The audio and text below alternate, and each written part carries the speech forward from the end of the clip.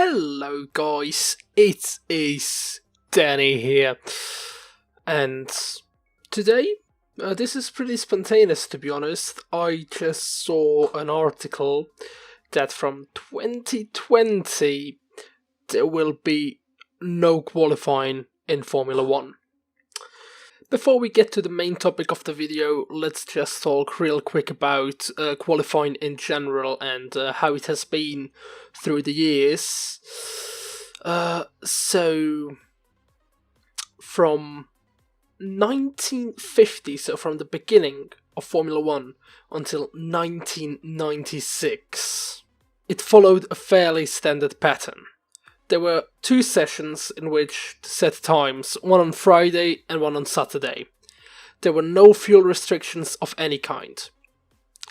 There were foibles in each decade, of course, like special one-lap qualifying tyres and engines in the turbocharged 80s, and early morning pre-qualifying in the late 80s to early 90s, but it was pretty much the same system. But that format came with a major drawback. It meant there was no climax to the session, especially if it was dry on Friday but wet on Saturday, or just the track conditions changed so much that the Saturday session is basically unimportant. So from 1996 to 2002 we had a 1 hour shootout. Pretty straightforward.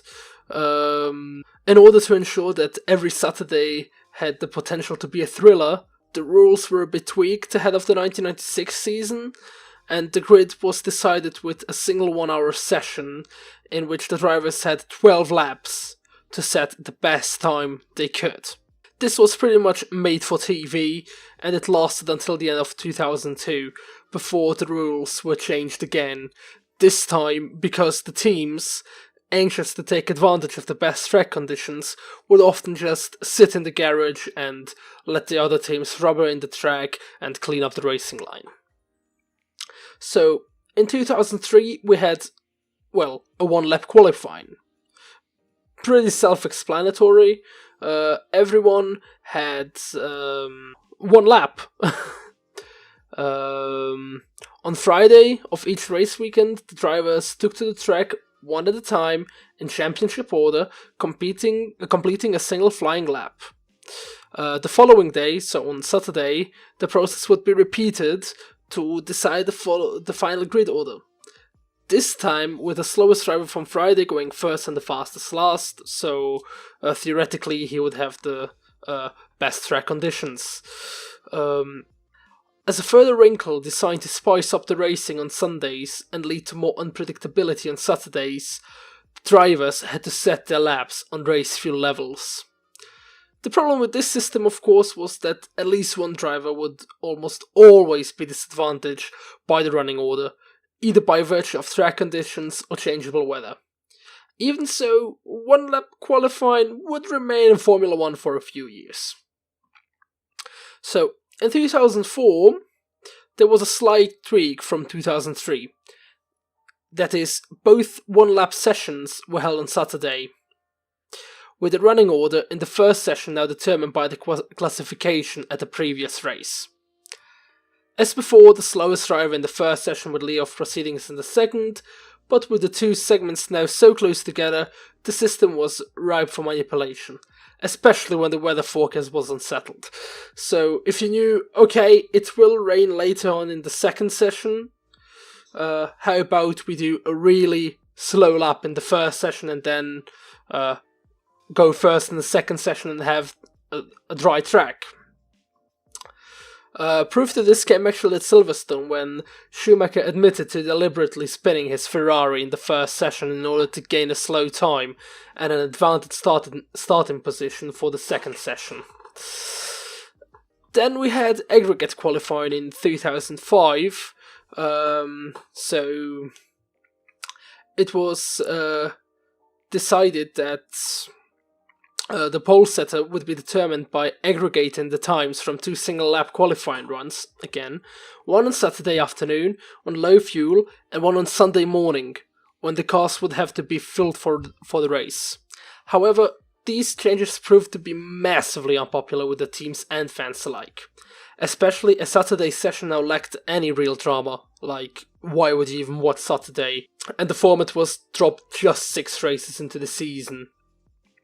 For the remaining 13 races of the season, each driver would set a single flying lap on race fuel on Saturday afternoon, with the order determined by finishing position in the previous race. This was undoubtedly an improvement on before, but F1's love affair with one lap qualifying, or one shot qualifying, how you want to call it, was dying. So, in 2006, we got elimination. After 3 years of one-lap showdowns to decide the grid, F1 went back to its roots with multi-lap qualifying in 2006. Albeit with a little twist. A 3-pot qualifying system was thrown up, with the slowest driver being progressively eliminated from each segment until 10 are left to fight it out for pole position. This exciting knockout system proved an instant hit, largely because of the potential for upsets or surprises, but in its original form, it wasn't without its flaws. For starters, fans were still denied the spectacle of low fuel give it all you've got qualifying runs, because the drivers that made it to Q3 had to qualify with their starting fuel loads. What's more, a complicated fuel credit system designed to ensure each car did plenty of laps meant that drivers often spent several laps simply burning off fuel in Q3 in order to get more back for the race. Then, in 2008, we got a small tweak. So, the tweak was that after Q3, the teams could no longer add fuel to the car.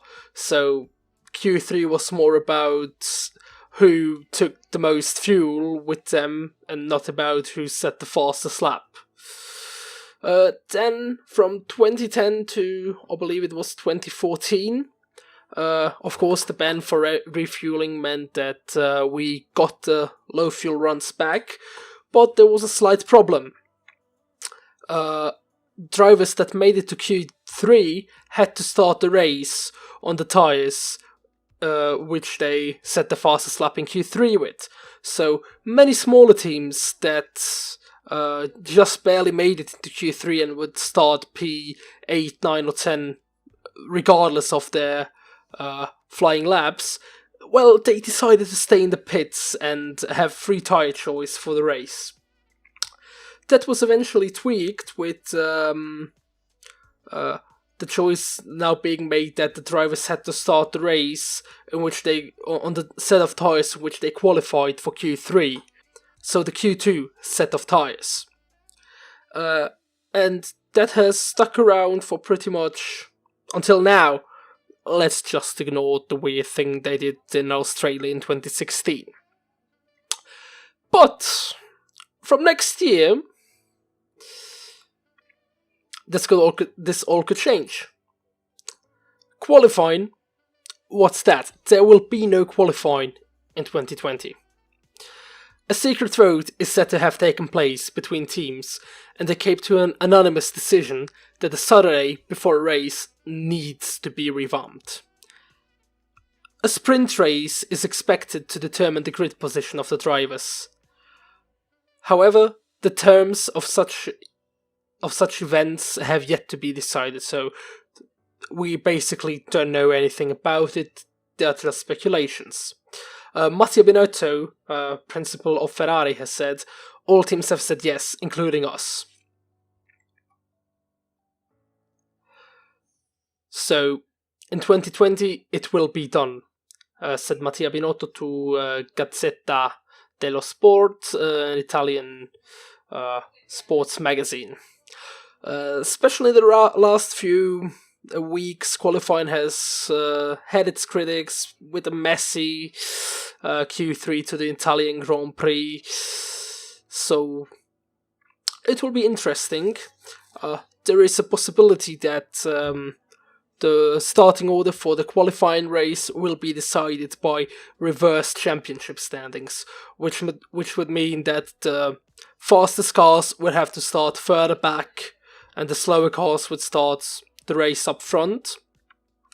So we would have a pretty interesting race, and even though Ferrari, Mercedes and Red Bull are miles ahead of the field in tracks like Monaco or Hungary, they wouldn't be able to overtake that many cars.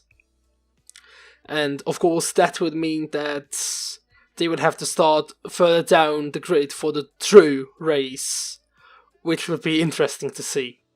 I hope you liked this video. If you did, give it a like, comment below, and share it with your friends. I hope you liked it.